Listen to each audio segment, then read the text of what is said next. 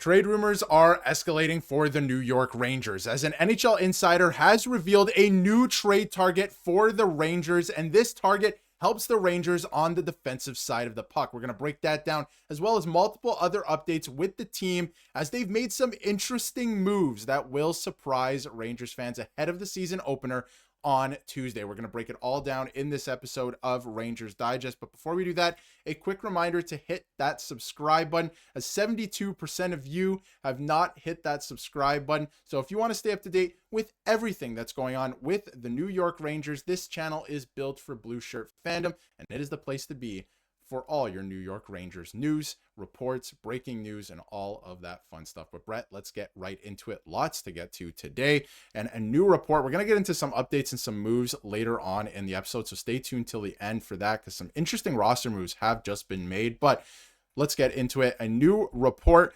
from obviously the sheet with Jeff Merrick. Mario Ferraro could be this season's surprise trade chip, and obviously Mario Ferraro, defenseman for the San Jose Sharks.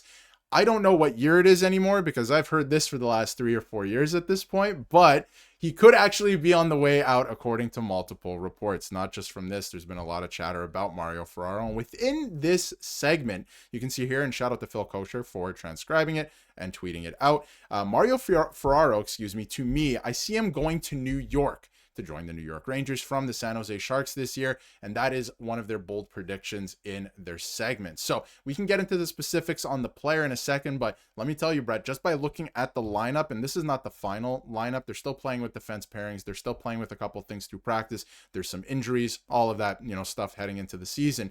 But let me tell you, the left side, besides Gavrikov, very weak. It's looking super weak. We talked about it all through the summer that the right side was looking pretty strong. We liked some of the pairing stuff like that, but they could use some help on the left side. Ferraro would, but there's some, interesting complications that they would have to go through and some moves that they would have to make. So what do you make of it? First of all, I think he's a great two-way defenseman. I think he would look good in New York. This could actually make a lot of sense.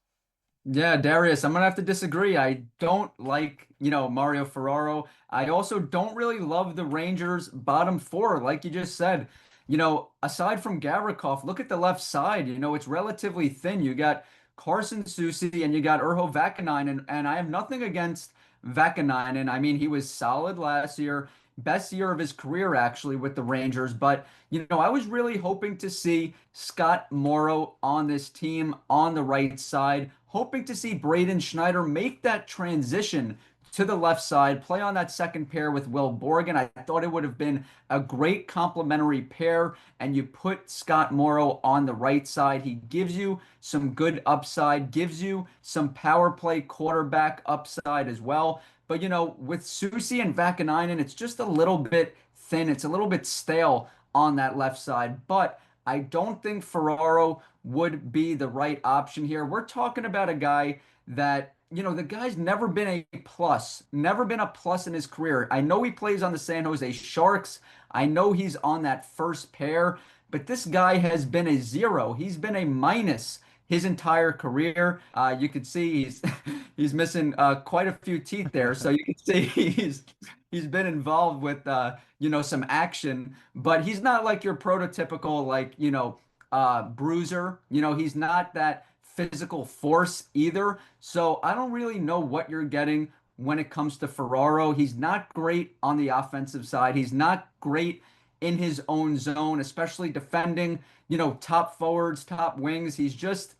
I don't know what his strengths are, to be honest with you. Like, what is Mario Ferraro really good at? How can he change the dynamic of this blue line for the Rangers? And we'll get into specifics now, what it's going to take to acquire him. Then maybe I'll feel a little bit differently about it when we start talking about, who gets moved where. But, my first reaction, Darius, I'm not so high on the prospect of bringing in Ferraro. Well, it's funny you bring that up because we are going to get into the specifics on how they would acquire him. And I don't think that you're going to change your take because it gets a pretty complicated to try and acquire a player that maybe isn't a needle mover, but would make a difference, at least in my eyes. And you bring up a good point. Is there anything that he does specifically that would set him apart from other defensemen in the league? Not necessarily. And like you mentioned, he's been a minus his entire career. Although keep in mind that, he's been with the San Jose Sharks. They have not been a good team for the last, handful of years, maybe 4 or 5 years at this point. The last time they were good was probably his first season where he was still a minus, so we can keep that in mind, of course. His JFresh chart, not the greatest either, right? But I think that you have to take into account the team and the system that he's playing in the last couple of years. There's been a lot of turnover there, all of those things. So hard to judge certain players by their JFresh chart depending on situation. And he's not like a top player on the team or anything like that. So interesting stuff there. This is where it gets a little bit more interesting and a little bit more complicated. This year, final year of his contract, he is a UFA at the end of this year, at the end of his contract. So he will need a contract extension. He makes $3.25 million. And if you look over at his contract projection heading into next year, he's due for a raise. He's going to make $5 million. Or it doesn't mean he's going to make $5 million, but just he's projected to make $5 million over the course of 4 years. And I think that it kind of makes sense considering what he makes right now and the cap going up. $5 million does make sense because the cap is going up a significant amount. But as you can see here with the current roster, the way it is and who they've sent down and all the moves that they made, the Rangers do not have room to acquire this player. They would have to make a move to then go out and acquire Mario Ferraro. If you look at next season, they could afford him if they wanted to trade for him this year and then sign him, or even just sign him next year. They have $30 million in cap space. Keep in mind it doesn't include Panarin,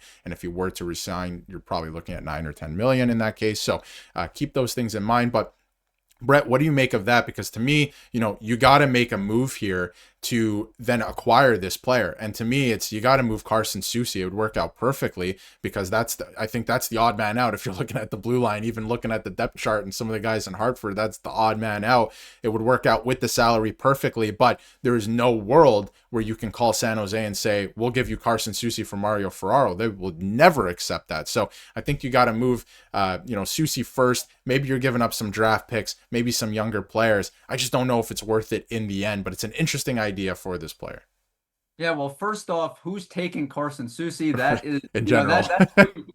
That's what you have to figure out first. How am I going to clear this, $3.25 million contract that Carson Soucy, is making with the Rangers? But now what I'm about to say, Darius, is probably even more crazier. I'm sure I will get flamed and attacked in the comment section, but I must say, I rather have Carson Soucy on this team than Mario Ferraro. I'm not saying, if all things are equal, 1 versus 1. I'm not saying that Carson Soucy necessarily is a better defenseman than Ferraro. I just believe, to try to make this move happen, what you would have to do to clear that cap space to bring in this guy, I just don't believe it's worth it. And the reason I harp so much on the plus minus, I understand San Jose has not been great for a little while here now. But, when it comes to defensemen, it really does matter, the plus minus, more so than forwards. At even strength, they're just always getting outscored with Ferraro on the ice. I understand there are other factors at play. Hear me out. I understand that.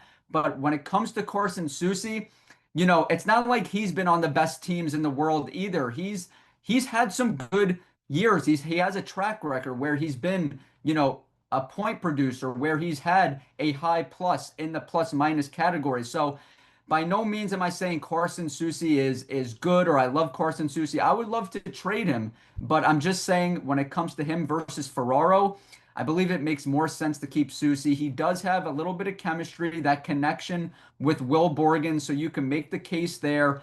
Not only that, he is a physical force. I understand he didn't show it with the Rangers. Hopefully Mike Sullivan is able to pull that out of him because he's got the size, he's got the stature that you look for in a defenseman. I mean, he's 6'5", he's well over 200 pounds. He can, turn into the player that Chris Drury was hoping he would get. We're not asking him to handle the puck. We're not asking him to do anything out of the ordinary. What we're asking him to do is play in position and, seal off those shooting lanes, gap control, all those things. Be in the right position and use your frame. Use your frame to your advantage. So when it comes to Soucy versus Ferraro, once again, I know it sounds crazy. Ferraro blocks shots. I get it. But the Rangers have brought in shot blockers. Let's not forget the Rangers have Braden Schneider, who was a near 2 block per game player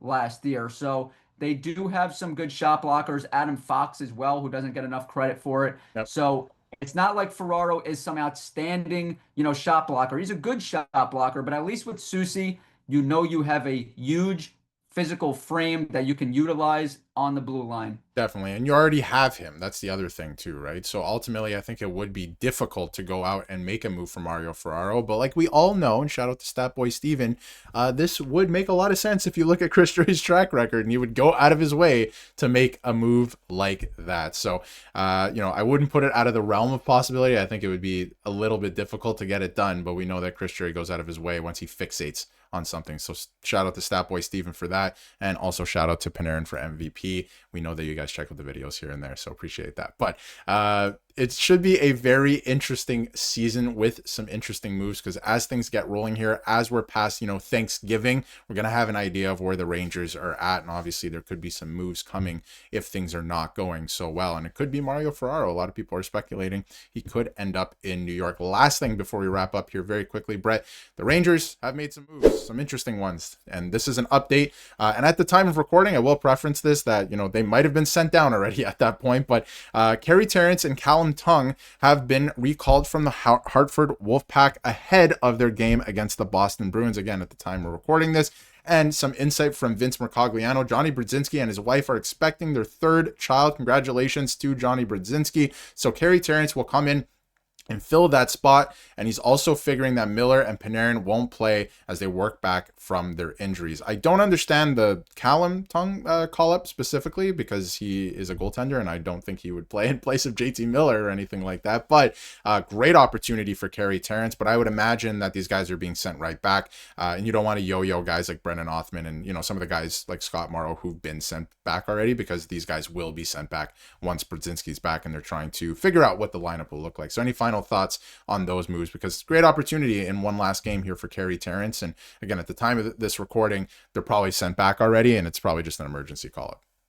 Yeah, it is a good opportunity for Carey Terrence, to play with the big boys, get a little bit of an extra look here. And also, JT Panarin probably not playing, but it's no big deal to me, because I'd rather them, rest, get ready for opening night, because these are two guys, I said it in a previous video, they don't need a preseason to get ready. They can adjust on the fly. They are that talented. They are stars. They are veterans. They have played many years in this league, but I cannot wait until Tuesday. We are just a few days away. We will be wearing those beautiful baby blue jerseys. Can't wait to see it. And yeah, let's go Rangers. Absolutely. And speaking of those jerseys, some fans are getting them finally in the mail. I saw some stuff out there on Twitter. Boy, do they look good. I think I'm going to have to get one. And let me know in the comments who I should get on the back of that jersey, because I got some interesting names, that's for sure. I got Zibanejad there and Will Cooley on the wall. A lot of people saw a lot of Will Cooley jerseys, so that'll be interesting once the season starts. Let me know in the comments how you feel, and the conversation always continues on X and TikTok. You can find those links in the description.